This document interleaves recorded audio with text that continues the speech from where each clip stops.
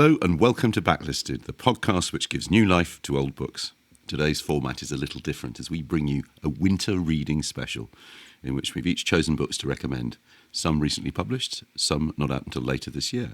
I'm John Mitchinson, the publisher of Unbound, where people support the books they really want to read. And I'm Andy Miller, the author of The Year of Reading Dangerously. And I'm Nicky Birch, Backlisted's producer. Hello, everybody. Welcome to this episode. As John said, it's a special one. It's also a special one because it's the first episode of 2025. And John Mitchinson, what is 2025? Why is it a historic year? It's astonishingly, Andy. It is our 10th year. We will celebrate our 10th birthday, which in podcasting terms means we're kind of upper Paleolithic, I think. It's just like, it's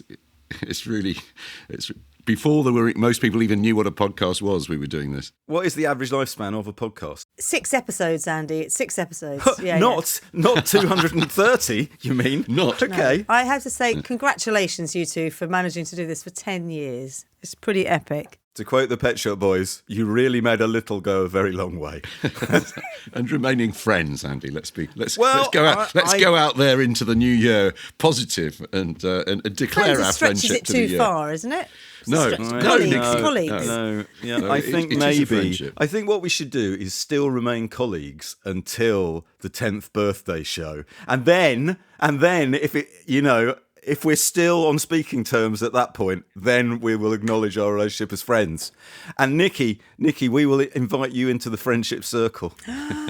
I know, wow. Right? I feel blessed. Three pals. Roll on with them. 10 years. That'll be in November, won't it? That's the actual anniversary. As I'm always saying, John was saying yesterday, weren't you, when we were recording Backlisted, my goodness, we've covered some life changes in the course of this thing. Not least, I didn't need glasses when we started making Neither did I. Didn't you? No. Good Lord. I can't remember if I did or not. I suspect I probably did, but not quite the +3s I've got now. Yeah, well, you know, sort of cubes of all the ice better for strapped reading, to your face. Right? Yeah. All the better for reading. Oh, I'm infinitely more civilised than I was 10 years ago. Okay, so as is traditional on our winter reading or summer reading specials, we've got some new books to talk about, or books that are new to us that we think you might enjoy in the months ahead or in 2025. And we've got quite a lot today. We've got to whip through about 10 books during the course of this thing. So you might wish to get a pen and a piece of paper or open the apps note on your phone to make a note of the books as they go. But just as a sneak preview, we have got novels and non-fiction titles from the following writers: Mark Bowles, Sally Rooney, Adele Stripe, Moon Unit Zappa, John Bowen, Rob Cowan, Bobby Short, Zadie Smith, Jeffrey Renard Allen, and Tim Roby. So that is a shelf full for you, or a stack, depending on which way you position them, horizontally or vertically. Shall I kick off? Please do. Right, put the egg timer on me, Nicky. Okay. Put the egg timer on me. Here we go. The first book I'd like to talk about is called All My Precious Madness by Mark Bowles, and it's published by our friends at the British indie publisher Gallybeggar. It costs £10.99. It's in the shops now, or in your library now, I hope. This book was recommended to me so many times in 2024 that I almost didn't read it, because I thought, I show you smart asses who think you know me. So I had a number of people who said to me, "Oh, Andy, you'll love this Mark Bowles novel. It's like B.S. Johnson and Thomas Bernhardt." Will I, though? Yeah, it's like B.S. Johnson and Thomas Bernhardt crossed with Marcel Proust. And indeed, Nicky, all those people were correct. I didn't read much new fiction last year, but this is probably my favourite thing that I read. I'm not going to talk about it too much because, as with the other books I want to talk about today, I've decided that it's better that you hear from them rather than me. So I'm just going to read, in 3 of the 4 books I'm talking about, just going to read the opening, or we're going to hear the opening of the book. And if this sounds like your sort of thing, it very much delivers. So here we go. This is the beginning of All My Precious Madness by Mark Bowles. One night I had lain down in bed, ready to go to sleep. I put on the music, as I always did. But as I lay there in darkness, it struck me that the lights were still on in the bookshop. I had not switched them off. It was midnight, and I wanted to check the lights. I didn't want him, the owner, the corduroy waistcoat, the fuck weasel, to come in the morning with the lights still on.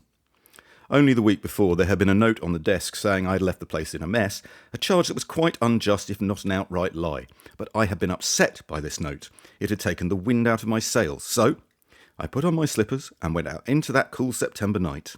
I remember that it was in fact unusually cool for September. For some reason I wore my slippers to go out. I'm not sure why I wore my slippers rather than my shoes, but I did. As if Oxford were only a series of rooms, as if Oxford wasn't quite a real city, but only a grand house through which one could walk at leisure beneath a remote and sparkling ceiling. And I walked out in my slippers to the bookshop to check the lights. In fact, they were off.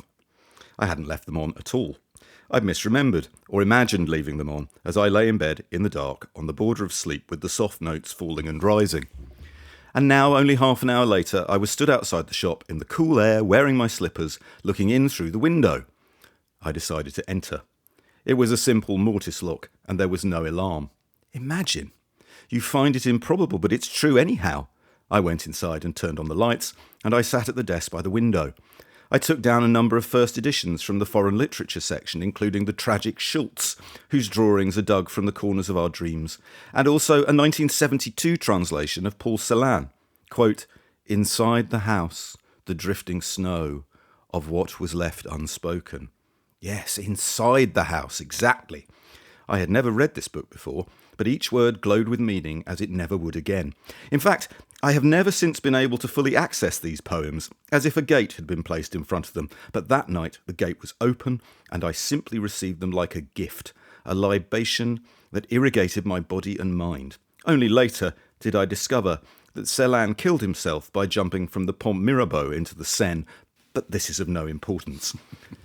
I sat there reading the book at what was well after midnight. Occasionally some drunk students would walk past and point or call out, but I did not listen.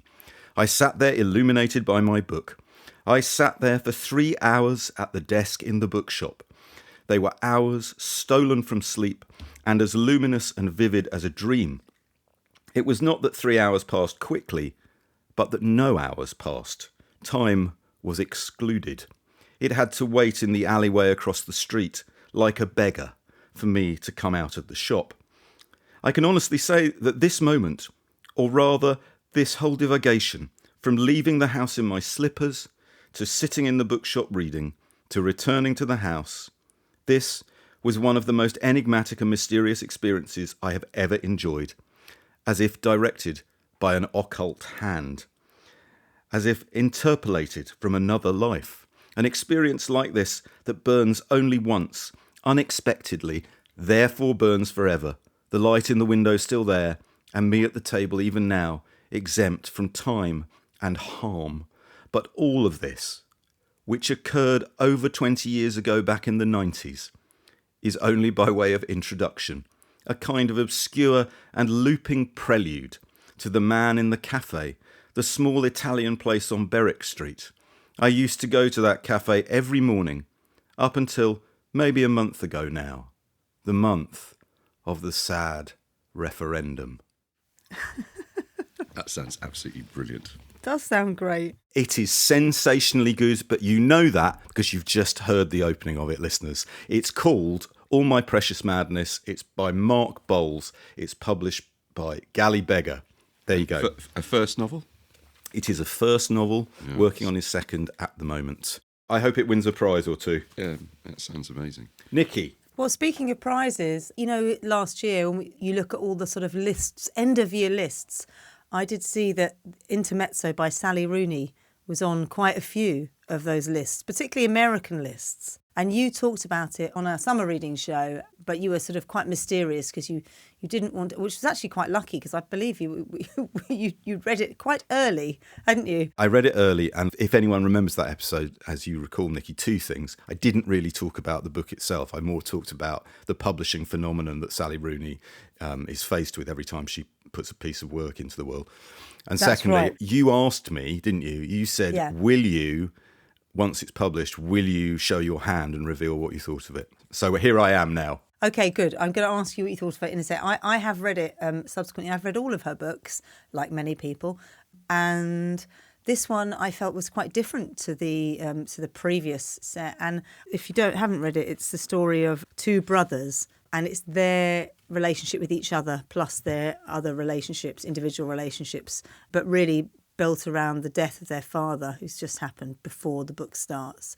And it feels like a harder book to, I think, get into. It's more complex than the other books, I'd say. And this one, she's sort of trying. I wanted to ask you what she's doing. What you think she's doing in terms of like structure of prose and writing? Because I just kind of read a book, kind of oblivious to it, but then afterwards I'm like, oh, she's doing something here, but I don't know exactly what it is she's doing.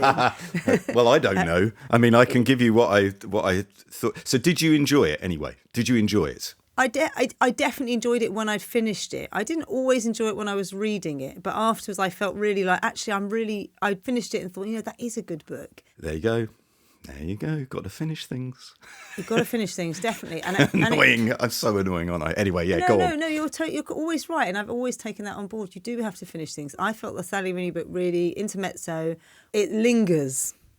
It lingers afterwards, and I think it works. The relationships, particularly towards the end, they work. They're complicated, and she addresses nuance really well, and people. They're really good characters, aren't they? I mean, they are really, really complex depth of character. I mean, I haven't read into and it, often done just through language. It's really clever. But the bit I wanted to understand from you, Andy, is what did you think she was trying to do? I think she. Here. I'm going to say it plainly. I really liked the book. I really like her previous books, and I really like this one. And I watched so much of the critical response to it, and the thing it reminded me of is, I'm going to say, not in style at all, but she has a very particular and original flavour to her work, okay? And it's a mark of how quickly and successfully that style has imprinted itself on the popular imagination, that some people are already sick of it, even if they've never read any of her books. So I was very aware that you come to Sally Rooney preloaded, right? Someone who really ought to have known better on social media, going, I'm reading Sally Rooney for the first time. I wonder what all the fuss is about. And everyone else who's never read Sally Rooney bundling in there and going, oh, thanks for saving me the trouble. By all means, yes, stay ignorant, people. That is the way forward, right? Don't find out what you think. Just adopt what other people think. But I would say the thing that it reminded me of, Nicky, was not in style, but because of that strong flavour, when someone like, say, Wes Anderson puts a new film out, all that happens is it becomes a litmus test for how much you, the viewer, already like or dislike Wes Anderson, regardless of whether or not you have seen his work, because even if you haven't seen it, you've seen it in every sodding advert on TV. When you listen to a new Beatles album in the 60s, it was conditioned by how you felt about the Beatles. And I think it's because I like Sally Rooney, I like this book. And the reason I like this book is it was more experimental than her previous books. I thought it was a brave thing to do because I think I suspected, and maybe I'm going to prove to be wrong on this, I thought she would lose readers as a result of that experiment. But it was a commendable attempt to position herself for a long career, even if it wasn't intended to be that. So I wish her all the best. I hope she shrugs off some of the lightweights, is what I think. What it made me think is that she's appeared at all these end best of year lists. So that means that, she's doing the right thing. And wherever you go, Sally, I will follow. That's what I want to say. I'm interested Nicky in whatever you do. Nicky got your back, Sally Rooney. Yeah, no, but I'm so interested in where you're going to go next and where you're going to take this. I'm chiming in and saying I stuck with Bob Dylan for like 60 years. I'm here for you too. He's taken some highways and byways. It's annoying, but I've now got to add both of your books to my list. But it's your turn now. How many discounts does USAA Auto Insurance offer? Too many to say here. Multi-vehicle discount, safe driver discount, new vehicle discount, storage discount, legacy. How many discounts will you stack up? Visit USAA.com/auto discounts. Restrictions apply. Whatever the occasion, effortless elegance is right this way. Because Hilton brings you new ways to stay courtesy of the Nomad London. And it doesn't stop at award-winning dining in a space draped in velvet and illuminated by vintage chandeliers. No, this day goes beyond with unparalleled personalized service and attentive hospitality. Oh, and did we mention the Nomad London can be booked using your Hilton Honors points at Hilton.com? Hilton, for this day. The new McCrispy Strip is here. Dip approved by ketchup, tangy barbecue, honey mustard, Sprite, McFlurry, Big Mac sauce, double dipped in buffalo and ranch, more ranch, and creamy chili McCrispy Strip Dip. Now at McDonald's. Ba-da-ba-ba-ba. It's your turn now to burden us, John, please. Well, this is a book that's not published until this year. And this is published, I noticed, rather cleverly by White Rabbit Books on the 13th of February. So it's Base Notes, The Sense of a Life by Adele Stripe. Now, Adele, you will know, some of you will know, former guest on the show. She appeared on the Gordon Byrne, Alma Cogan show. She's a writer to two, I think, brilliant books, Black Teeth and a Brilliant Smile, about Andrea Dunbar, and 10,000 Apologies, which she co-wrote with Lies Saudi from the Fat White Family. A really good book about modern music and rock and roll and excess. But this is a memoir. Now, there have been quite a few northern memoirs. Catherine Taylor's books, The Stirrings, that I talked about last year. Rebecca Smith's memoir from the year before. I guess loosely this falls into that, but I'm already in love with it from the opening quote, the epigraph to the book, which is, "The olfactory sense is the sense that most strongly evokes memories of the past. Well, screw the past." Sparks from their song Perfume. It's bringing so many things together, isn't it? So Sparks, Proust, and, I mean, the contents list is great. Rive Gauche, Fall 7-Eleven, Giorgio Beverly Hills, Dewberry, Trésor, CK1, Le Mail, La Eau de Issy. So each chapter is a perfume. It's really, really funny. It's really sad in places. She writes beautifully. You know, she grew up in a northern family. Her mum ran a hairdressing salon. Her mum was really disappointed in Adele. Her sister went on to become a hairdresser, but Adele was just the weird, brainy one. She works in bars. She works on a sex phone line. She goes to New York. She writes about all of it with affection. Her dad and her mum separate, and she writes about the death of each of them in I think, really, really moving ways.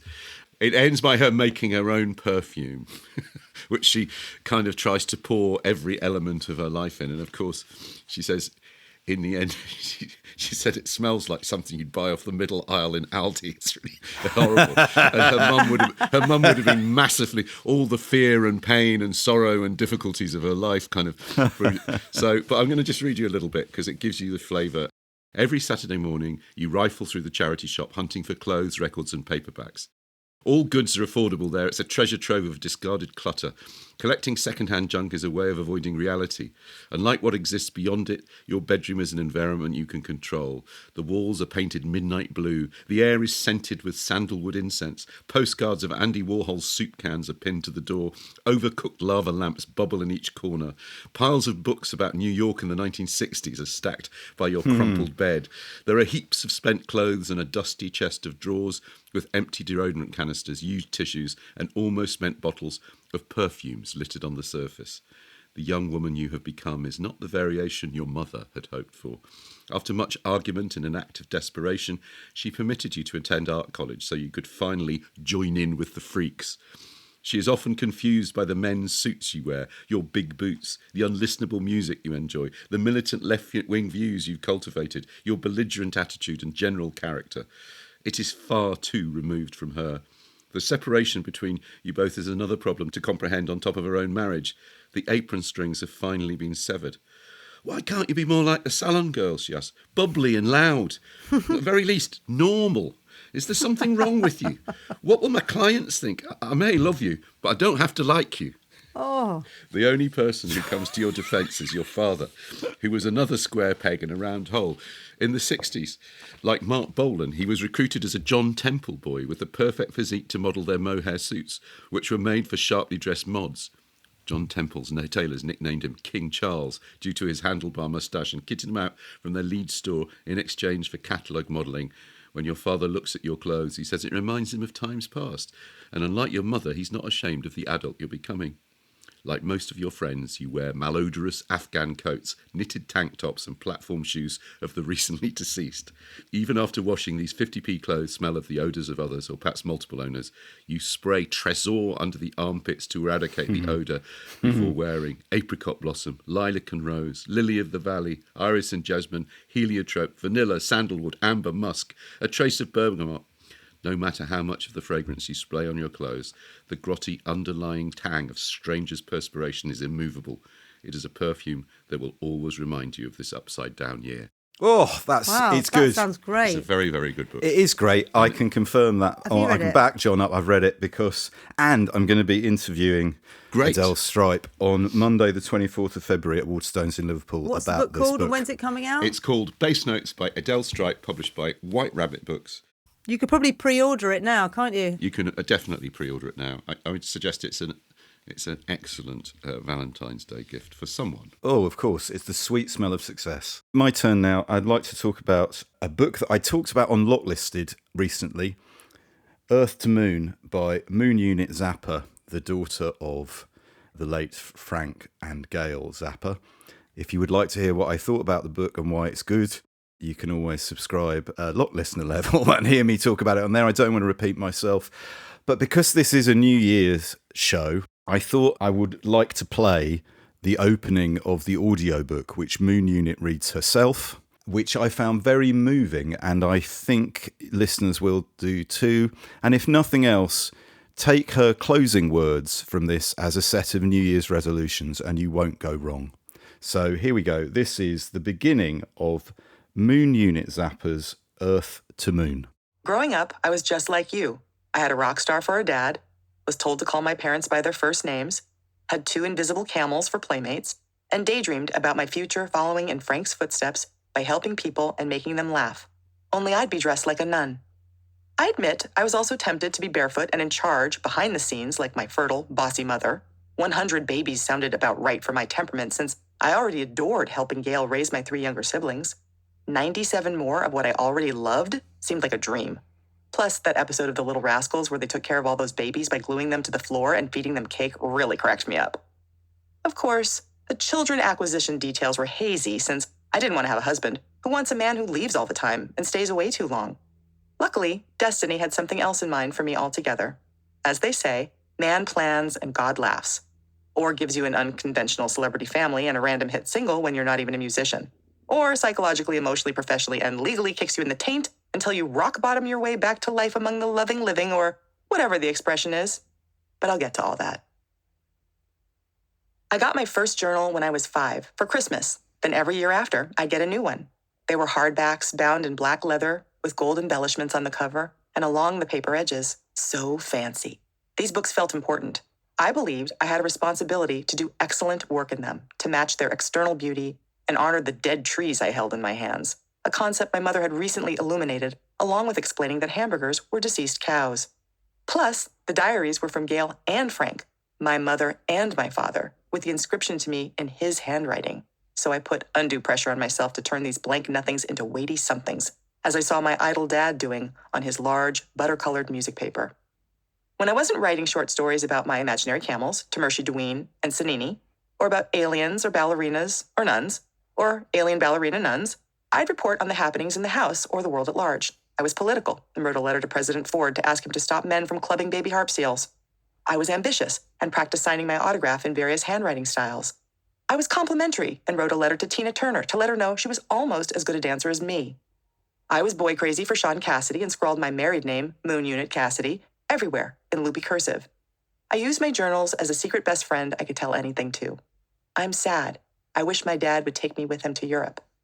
When I still lived at home and had no privacy, I'd write in code about really secret stuff, so I had somewhere safe to be the real me, to vent my feelings with impunity. Or draw penises.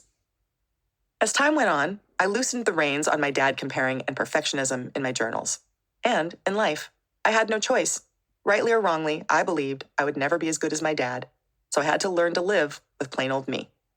This book is a collection of memories, reflections, actual journal entries, and some overheard stories as I recall them. Some names and identifying details have been changed to protect the privacy of those mentioned. I partly wrote this memoir as a reclamation to tell my version of what happened in my childhood and early life as a gift to myself, as a map that charts how and where I ended up as an adult. I also wrote this book to entertain, so I hope you find something funny or of value here. If you choose to only listen to this wee introduction, I hope you can embrace my big takeaways. Love yourself, love yourself, love yourself.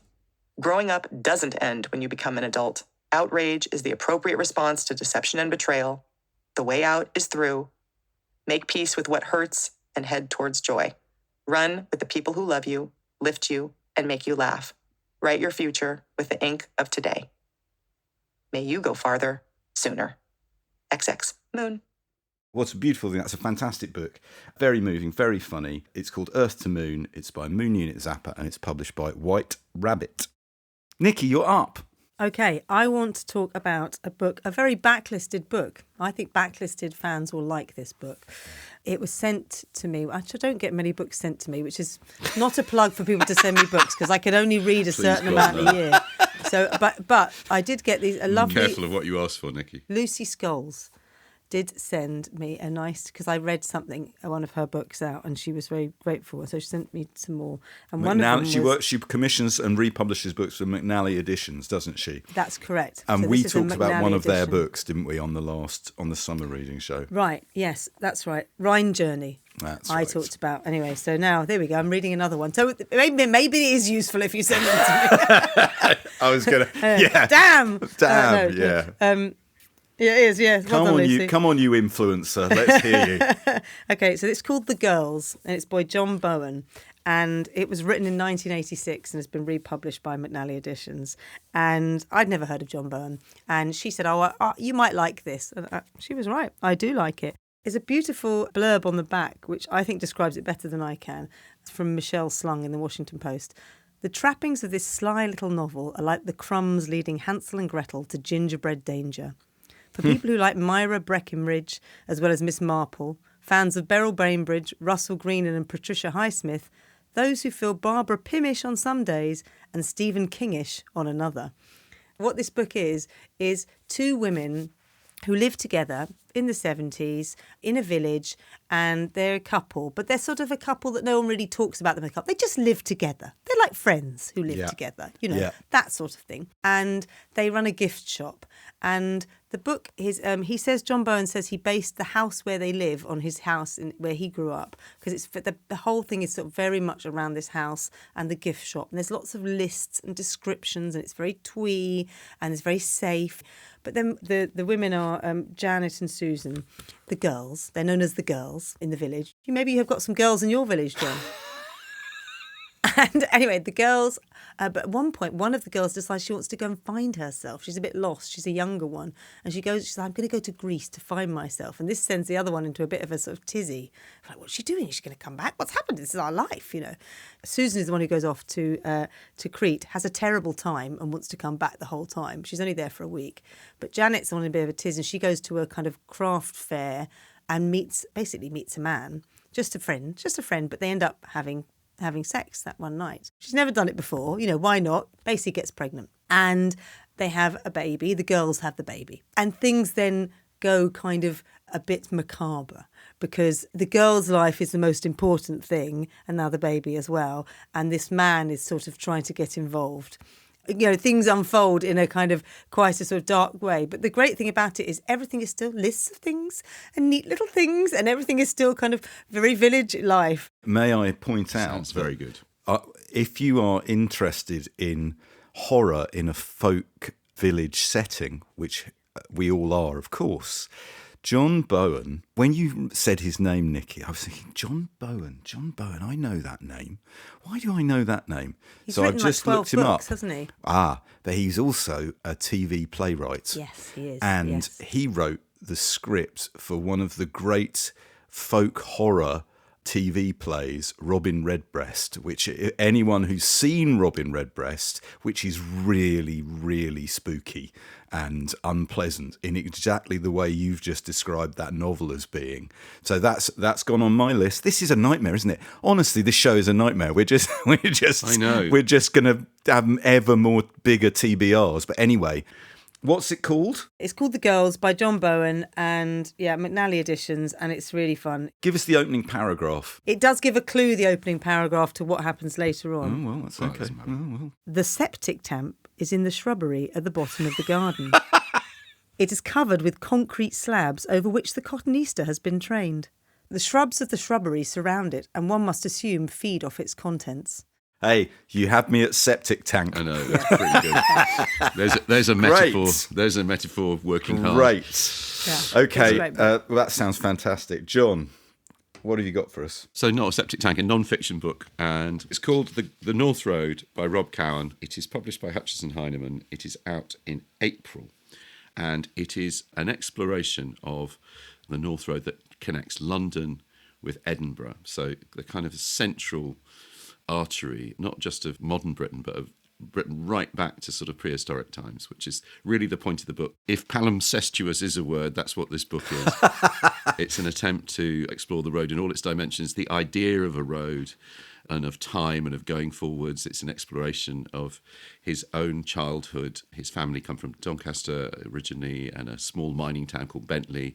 If you like Robert Macfarlane, who's already given this book a quote, you will love this. I think he kind of just has something that he writes personally in a way that I think totally works. I loved his book Common Ground. I've been very excited about reading this one. I love the idea of books that have this kind of structure. I'm going to just read a little bit and you'll see the quality of the writing. You can do whatever you want to call these, autofiction, psychogeography. I think we all know what we're getting. It's a book of fragments. It's described as kaleidoscopic by his publishers, which is pretty, not wrong.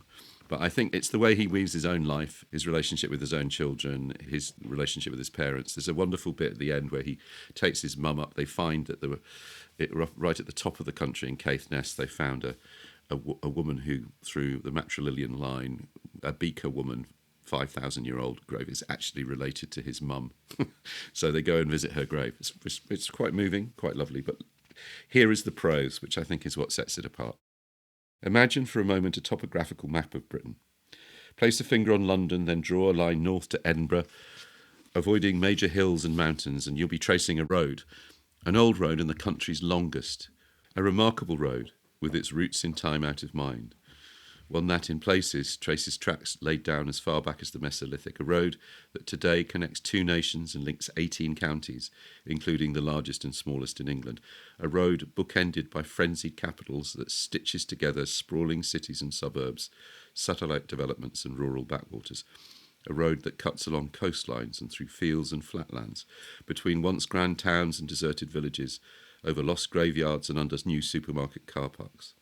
While not perhaps Britain's oldest, this haunted and haunting assemblage of prehistoric desire path, ancient trackway, Roman road, pilgrim route, turnpike, coach road, A road and motorway has surely been its most influential and important, a driving force, facilitator and fulcrum in the long story of these shores, and at times by extension the world, for the last 2,000 years and counting.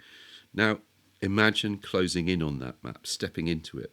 Imagine its earliest origins around you. See meandering tracks weaving through post-tundra woodlands. See them widening and deepening.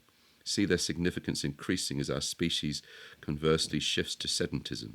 See societies forming, agriculture, farming, the creation of myth and ritual. See settlement and segmentation. See stockpiles and surpluses. See new lines being drawn over old in the name of trade and exchange. See the swift arrival of their twins, possession and war. See tracks being forcibly conjoined, straightened, widened, heightened to a long power line laid out in stone. See it carrying emperors and the enslaved, connecting forts and fledgling cities. See it named, numbered and known across the seas. See it scarred and etched with the countless footprints of the unremembered as centuries wash over it. See it regreening, flooding, overgrowing. See it surfacing and echoing again with foot and hoof and wheel. See it spreading the word of God, kings and revolutionaries burning with their righteous ideals. See it bringing battle, plague, death. See it delivering untold freedoms and subjugations. See the mass movement of people driven by desperation and by desire. See it pumping lifeblood throughout this land, becoming the major artery of a nation again, blueprinting future patterns of flow and commerce, spinning the wheels of mass production and industry. See it empowering and arming an empire once more, enabling the export of unchecked human ambition, suffering, and the want of things beyond limits across oceans and into new worlds. See all of this, and you will never look at this highway the same way again. Wow, beautiful. It's a good book. Really good book. The North Road, Rob Cowan. What's it called? The North Road by Rob Cowan. Rob Cowan, Hutchison Heinemann. Coming up Coming up Yeah, this April. well, these are previews. This is good. When we come back, we're going to be talking about Bobby Short, Zadie Smith, Jeffrey Renard Allen, and Tim Roby. But now, time for a quick advert break.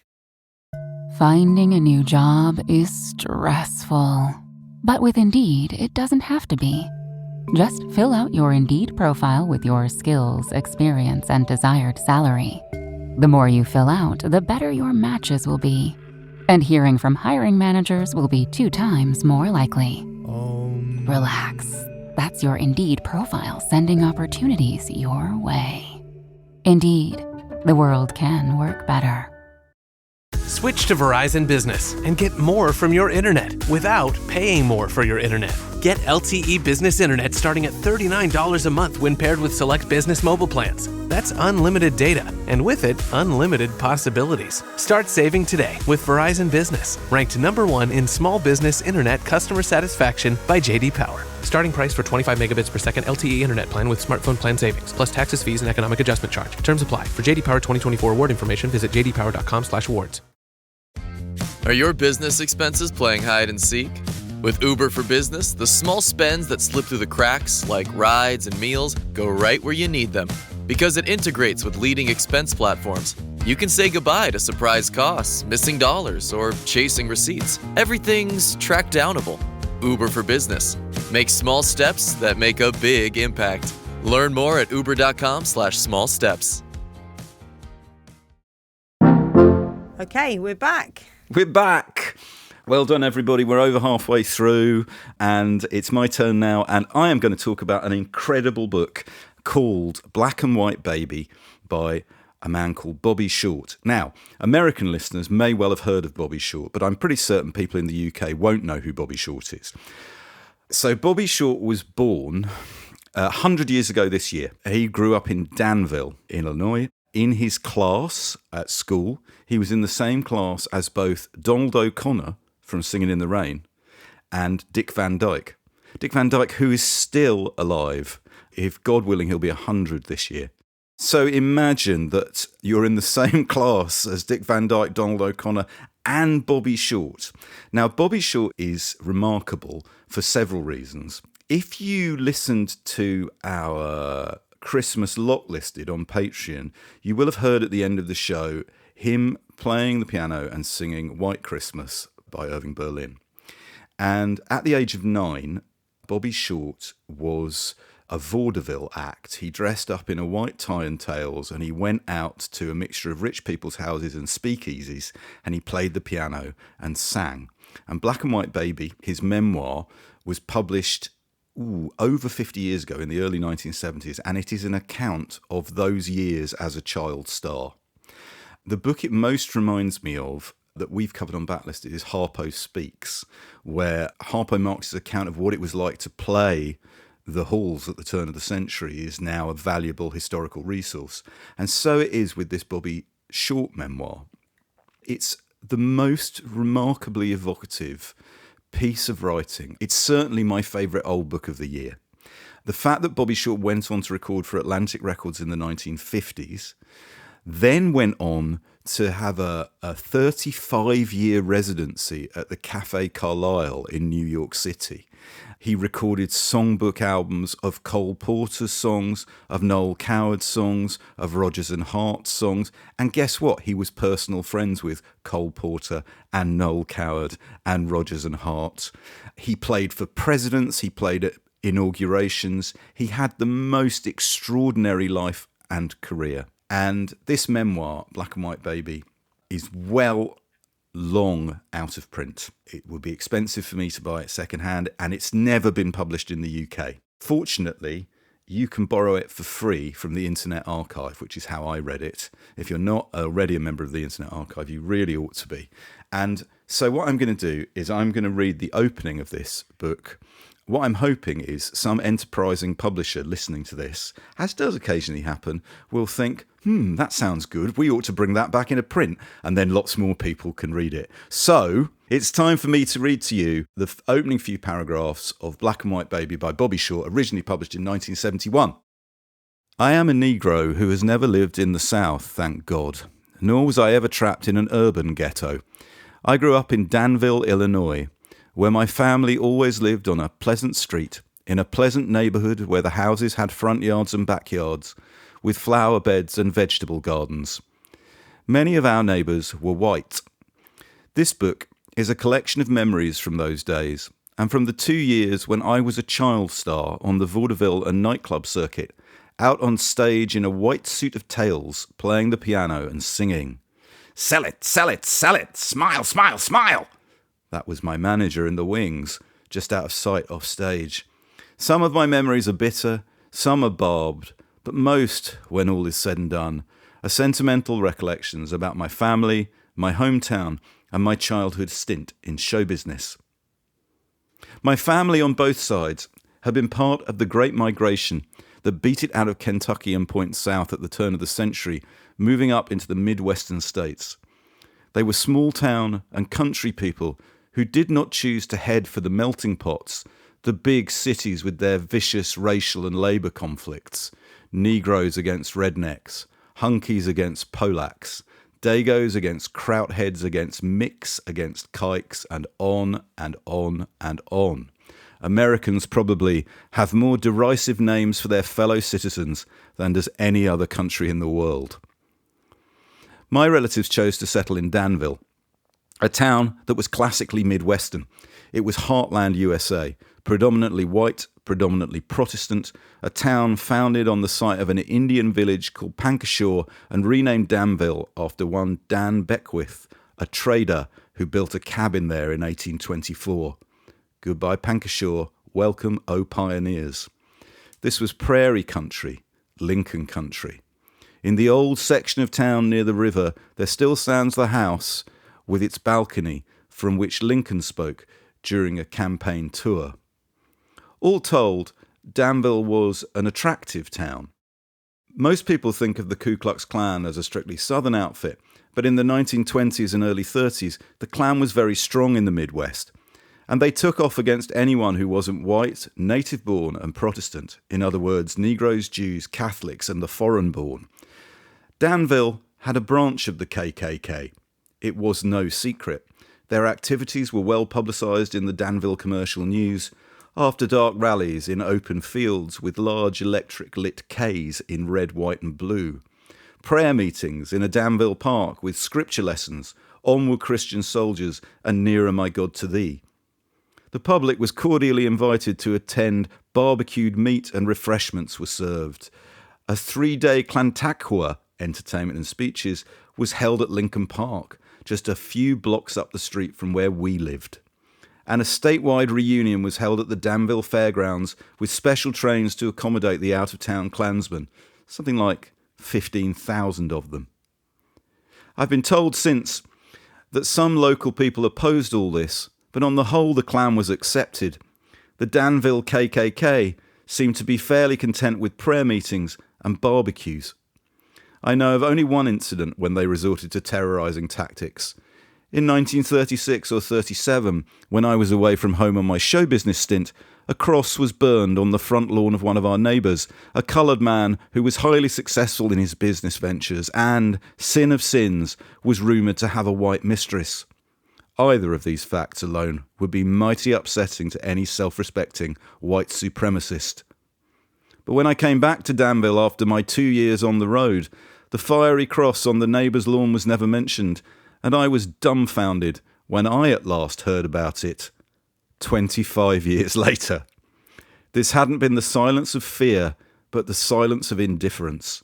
Klan activities had evidently been dismissed as nonsense and forgotten. And can I just read the very end of this chapter because it's so good. We were raised in the old-time Protestant ethic as our parents had been and their parents before them. Hard work never hurt anybody. Children should be seen and not heard. Father knows best. Mother knows best. Pay your own way. Do unto others as you would have others do unto you. The road to heaven is thorny, the road to hell is a primrose path. The Lord giveth, and the Lord taketh away. God's will be done. Amen and amen. And as Midwestern Protestants, we also fell heir to Midwestern Protestant prejudices. We too believed that Jews and Catholics were taboo. Judaism was a mysterious, somehow foreign entity, and Catholics were different. Actually, I didn't know what a Jew was until I was about 11 years old and went into show business. At that time, I also got my first inside view of Roman Catholicism. My managers, who were Jewish, enrolled me in a parochial school in Chicago, an event that provoked a number of phone calls to my mother back in Danville, serious phone calls from her friends. Myrtle, do you realise your son is in the hands of nuns? Curiously, this prejudice did not extend to coloured Catholics. Our neighbours, the Taylors, had a daughter who became a nun. The Butlers were Catholics, and so was the Hughes family, whose daughter Gertrude, a roly-poly little girl who wore her hair in sausage curls and sang Shirley Temple songs in entertainments around town. It was white Catholics who were different and foreign. But there it was. Negroes have been trained as Protestants in centuries past, our American education, after all, usually having been undertaken by ardently Protestant whites. We had subscribed to the whole programme, the theology, the code of manners, and the taboos. We were the Negro minority of the Protestant majority. We were full-fledged wasps, except for that one insurmountable difference, colour. And here, our white brethren drew the line. Republish that, someone. It is amazing. And that's just the introduction.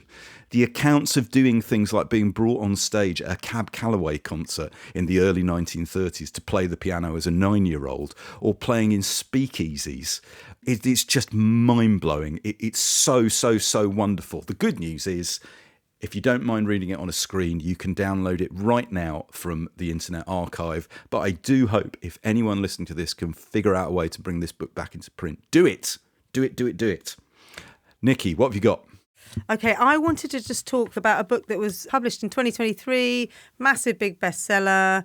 So, many of you will have either read it or thought, oh, that's not for me. It's the Zadie Smith, The Fraud. Because people, like we were saying earlier, like we were saying with Sally Rooney, people have, whether they've read her or not, they probably have their view about Zadie Smith, right? That's right. So I waited until it was in paperback because it's, some books you want to wait. Anyway, so I read it recently and I just wanted to talk about it because I'm guessing you two haven't read it, have you? And is this the historical one? Historical one. I didn't read it, but I have seen her talk about it, yes. The reason I want to talk about it is I think it will appeal to people who perhaps have a different set of people. So if you are someone who is interested in historical fiction, if you are interested in Dickens and you are interested in reappraisal of Victorian England or Empire, the British Empire, from a historical fiction where it looks at people's opinions and also people's thoughts in the day, and it looks at perspectives not just from England but also from the Jamaican experience, then I think you will be interested in it. It's very literary in that Dickens appears as a character in it, as does Thackeray. These are minor character, but one of the main characters is a writer who was a writer in the Victorian England called William Ainsworth, and he is sort of at one point once outsold Dickens, and that's his sort of claim to fame. And then he gets more and more annoyed because Dickens gets more and more successful as he kind of goes off and doesn't do very well.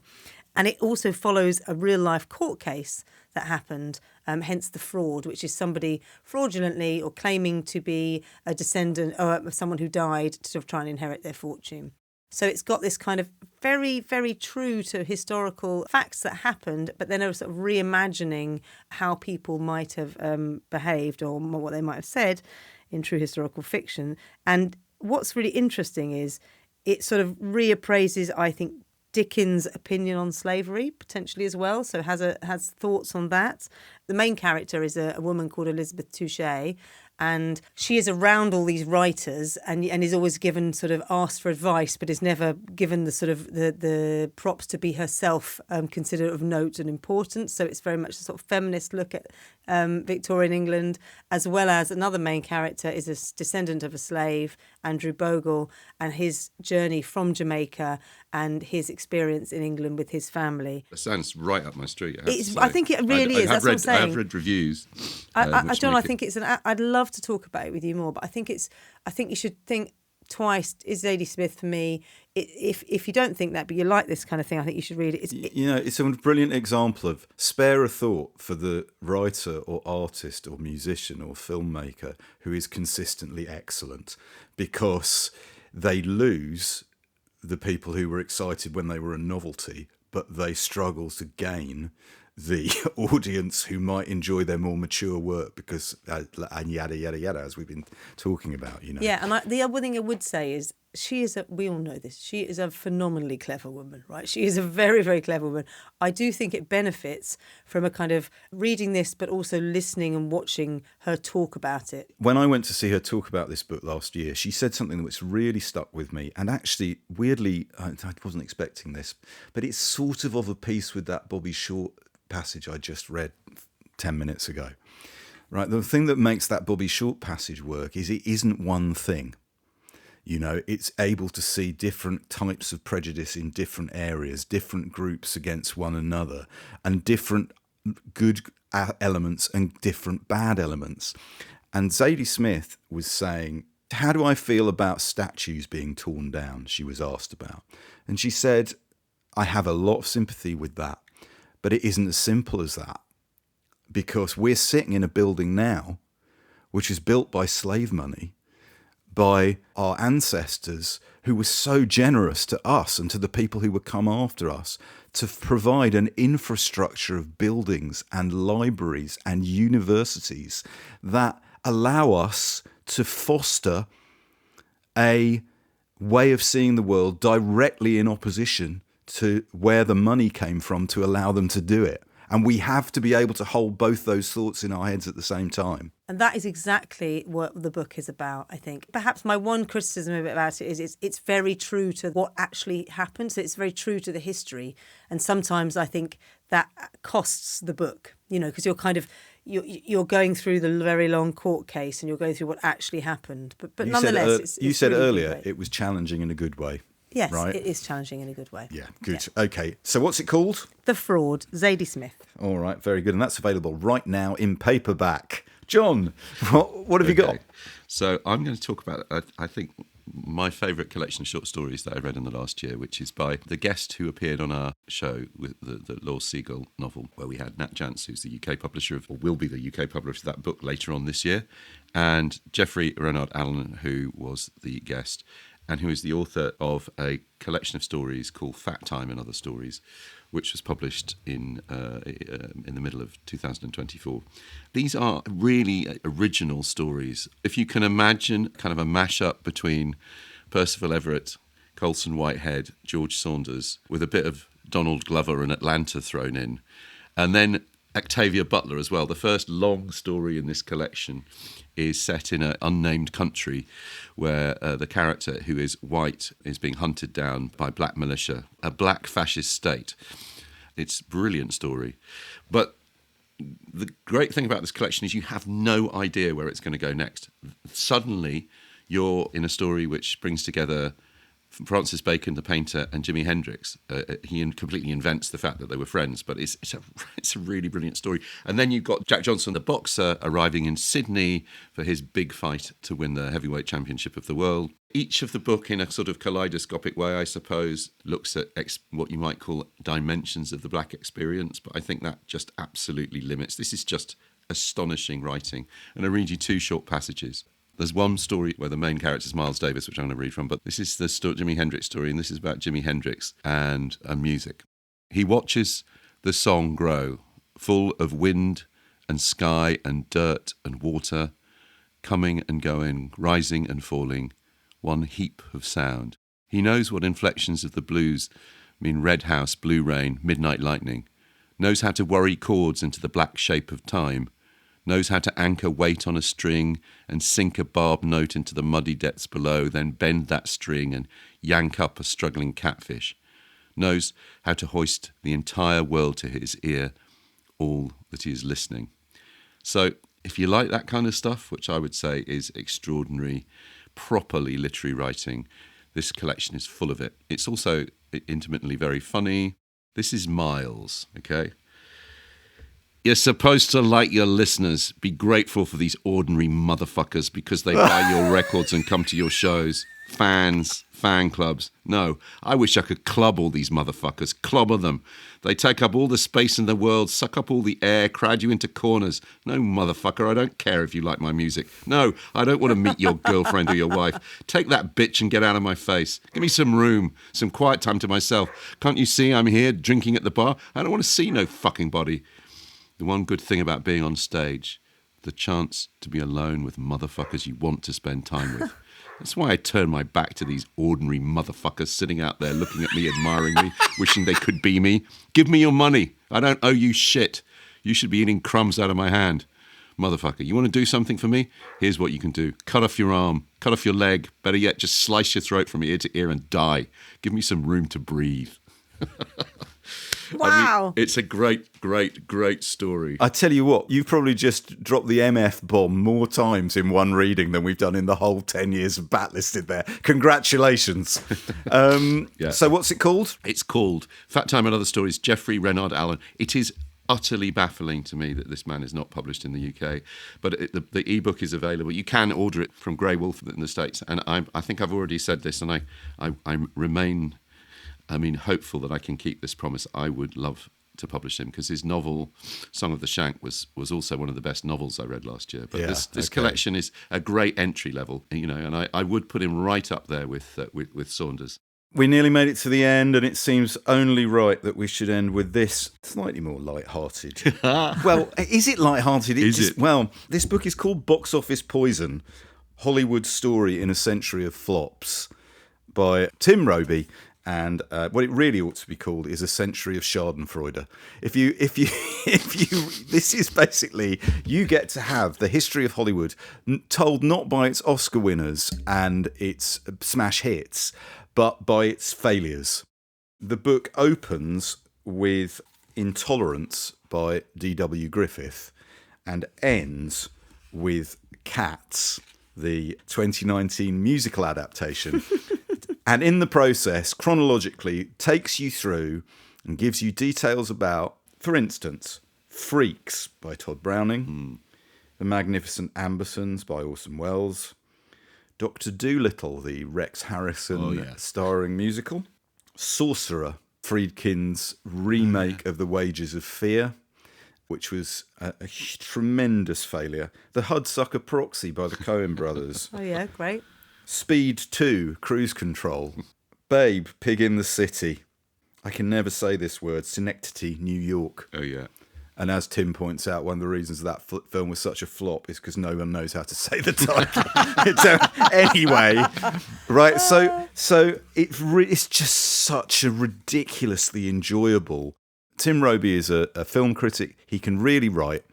He gives you the facts, he gives you the gossip, and he gives you his opinion of each of the films. He likes some things and doesn't like others, and his definition of what constitutes a flop is very straightforward. How much money did this film lose? So films that we might think of as having been flops, like, for instance, It's a Wonderful Life, which was a flop on release, eventually made back its money through Reputation and TV screenings. Waterworld by Kevin Costner's famous classic. Cursed. I'd like to see that because it's supposed to be so expensive. But it didn't lose money. It just about broke even. So all the films I've mentioned there, the reason why they're in the book is, there are some really famous cult films in there, but the point is they combusted spectacularly, and they often took down actors or directors with them. Wells is a very good case in point, but Friedkin would be another case in point. In other words, you marked yourself out as not so much that you couldn't land a successful picture, but that you became synonymous with failure. And in Hollywood, nobody wants to back failure, proven failure, right? I would just read you Tim's comment here, which is really, really interesting. He's talking about why he decided to end with Cats, Tom Hooper's film Cats. And the thing he says about Cats is, A, if Tom Hooper is now ever asked about Cats, he refuses to talk about it. So if you interview for Tom Hooper for whatever project he's working on, you are advised strongly on no account mention Cats or he will get up and walk out. The second thing is, Cats was well known in the industry for everyone who took part in Cats. I don't know if either of you saw it, did you? Never. I rushed to the cinema to see bet it you as did. soon as I knew how awful it was going to be, and it didn't disappoint. Everyone who was in Cats thought it was going to be a smash hit. They did. They thought it was going to be like Mamma Mia, didn't they? They really, really did. So, like, you bump into actors who would say, "I'm in this thing, Cats. Oh, it's going to be huge. It's going to be huge." So that thing we talked about in Adventures in the Screen Trade all those years back when we made an episode on that, John, the famous truism that nobody knows anything. Yet. Many of these films seem like really good ideas. It's not like they're all terrible ideas. They seem like really good ideas. But then as soon as they land badly, you go, oh my God, whoever. So Cats, right, so Cats is, anyway, this is what Tim says at the end of his introduction. The whole concept of the flop, as we used to know it, has been eroded by the box office impact of COVID-19, which for the best part of 2 years made everything into a flop and pushed viewers in their droves towards the convenience of streaming and home cinema. This is why the final film to get a chapter here, Cats, could easily be the last banner fiasco of its kind, which merits pride of place as the grand finale to this survey of celluloid wreckage. How could it not? If it exists to prove anything, it's that the medium would actually be the lesser without its failures. We crave them. We need to know all about them, and sometimes we can't help but treasure them, even when we also can't believe what we're physically seeing. And this is why I come, not to bury this ill-fated litter of miscellaneous catastrophes, but to dig them back up, one by one. And basically, you know what this book is. The idea is so good. All, quote unquote, all Tim Robey had to do was deliver on it, unfortunately. He absolutely does. It's really massively entertaining. That's out at the moment. Box Office Poison, Hollywood Story in a Century of Flops by Tim Robey. It's out in hardcover at the moment. I imagine it will be out in paperback in summer 2025. Fantastic. Well, what a good selection. That's been great. What a selection. The details of all those will be up on our website and on our shop at bookshop.org/backlisted. Do you have any wishes for our listeners here? Well, I hope you have a happy new year. I mean, that's the first one. Lots of good reading. And I've got a New Year's resolution, Andy. Go on. I have read just shy of 40 books last year. That's very good. And I want to read more this year. It's my New Year's resolution. All right. I want to do better. Yeah, okay. So I want to try and, I won't say get to your high stakes, you guys, but I want to try and... Looking out for that Nicky pile. Yeah, I'm looking out for the pile. Loving it, basically. Thanks for inspiring me, guys. Oh, shush. And listen, publishers, if you've got books, send them to Nicky Birch. Yes. Slim ones. She's going to read them. She's going to Slim read them. ones. John, what are your reading resolutions for this year? Have you got any? Well, you know what? I haven't really got my head around it yet. So I've always got this plan to read the whole of Shakespeare again, and I never get around to doing it. So the idea of doing a couple of plays a month, maybe I'll do that. Maybe I'll have time to do that. Who knows? But I would. Yeah, there's still quite, my own personal shelf of betterment. There's still quite a few big things that I haven't read. There's still quite a few Russians that I haven't read. What about you? My New Year's resolution is to pick up where I left off in 2024, which is to make more time for reading for pleasure. Yes. Because if I don't That's read true. for pleasure, I haven't got the energy I agree with to you. push through all the other things I have to do, read for, including Backlisted. Though Backlisted is often a pleasure, some of the background reading is not so much for a pleasure. So to that end, I've come into 2025 reading an 800-page book about Paul McCartney's life and career and recording sessions, 800 pages, and it merely covers 1974 to 1979. Volume 3 on the way next year. Oh, What it's pleasure. pure. It is pure pleasure, Nicky. Absolute bliss. Anyway. Don't you not know it all already, Andy? Oh, no, mate. There's Mate, always more stay to on know. the line. We've got to go, listeners. But I'm gonna Andy-splain this period of Paul McCartney's career to Nicky. Immediately we go off air. Yeah, do I know it already? Well, here you go. I thought I did, but the level of detail here is insane. I'm afraid that's where we'll have to leave our snowdrift of book recommendations. If you want show notes with clips, links and suggestions for further reading for this show and the hundreds that we've already recorded, please visit our website, backlisted.fm. If you want to buy the books discussed, visit our shop at bookshop.org and choose Backlisted as your bookshop. And we're still keen to hear from you on Blue Sky and postcards and Facebook and Instagram and however you can find us. If you want to hear Backlisted ad-free, you can subscribe to our Patreon. That's patreon.com/backlisted. Your subscription brings other benefits. If you subscribe at the Lock Listener level, you get 2 extra exclusive podcasts every month called Lock Listed. And it features the 3 of us talking, recommending books, films, music that we've enjoyed in the previous fortnight. Plus you get your name read out, accompanied by lashings of praise like this. Ian Mason, thank you. Andrew Paddock, thank you. Michelle Rashman, thank you. Margaret Landis, thank you. Dara Moskowitz-Gromdahl, thank you, Dara. Rebecca Burton, thank you. Thank you so much for listening. Happy New Year. We'll be back in a fortnight. See you then, guys. guys. Bye.